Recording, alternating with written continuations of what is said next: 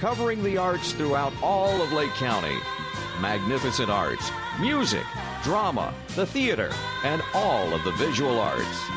The host for Lake Arts and Entertainment Showcase is Mickey Carroll.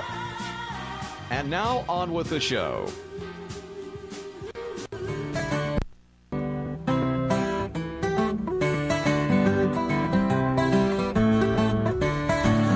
There's something special about a book.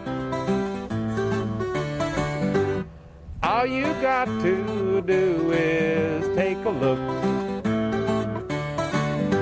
It'll tell you anything you want to know. It'll take you anywhere you want to go. 'Cause a book can take you anywhere, under the ground or high up in the air. You can travel around in time just to see what you can find, 'cause a book can take you anywhere. Well, let's say you want to go to the islands, man, but you got no money and you got no plan. Just find a book on Caribbean soul, and before you know it, you will reach your goal. 'Cause a book can take you anywhere, under the ground or high up in the air. You can travel around in time just to see what you can find, 'cause a book can take you anywhere. Or maybe you want to fly up to the stars. Well, I'm going to tell you right now, children, that is very, very far. But try some science fiction on for size, and the next thing you know, you are going to learn to fly. 'Cause a book can take you anywhere, under the ground or high up in the air.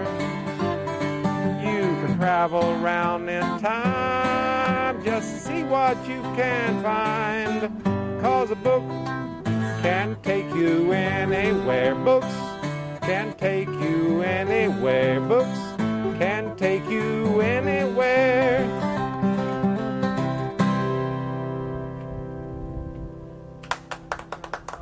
Thank you. Oh, this is so good. I love this place. I come here all the time. Actually, you can walk in here and a couple hours later you leave. There's just no end to all the things. It's a retro store. It's called Uncle Al's Time Capsule, and you got to get a load of this. I happen to be very lucky. Al's a buddy of mine, and I'm going to be asking Al a lot of questions today and see if we can get some. There's got to be a million stories in this room. And you are? Will you stop? I want to step on your foot. No. I probably have a million stories. I've been told that. But Okay. It's, you know, if you're going to be in business, you might as well do something that everybody enjoys. Okay. And I have a great time every time I come to work. So Yeah. I've had a great time. We've been in Mount Dora now for 10 years. 10 years here. 10 years celebrating, in this yeah. building. And All during that time, we've had a celebrity just about each and every month come and visit us. And, you know, sometimes visit with our customer base. And, Okay. you know, we've been written up in everything from British tour magazines to, you know, the place to come to. All right, and it's all been right. very flattering. It Well, really you has. know, and with each item, there has to be a special story. Like, for example, we'll say Betty Boop. Tell me something about Well, Betty Boop. I think we have the largest Betty Boop collectibles collection in the county. And one of the things, we do sell quite a bit of it. We tend to look for the more unusual than just the mundane. It's not just coffee mugs or doilies. We tend to look for something a little bit more unusual because the sophisticated collector demands that. So we try to come up with something a little bit more unusual. And since Betty is let's see, 1920, so she's probably, 90 wow. years old?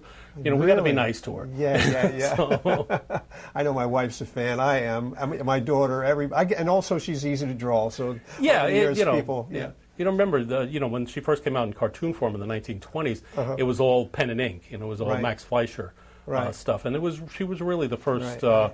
cartoon sex symbol, if there is such a term. Yeah, such a term, I know. And also you got Betty Page. Yeah, Betty Page is very collectible. It's kind of a funny thing.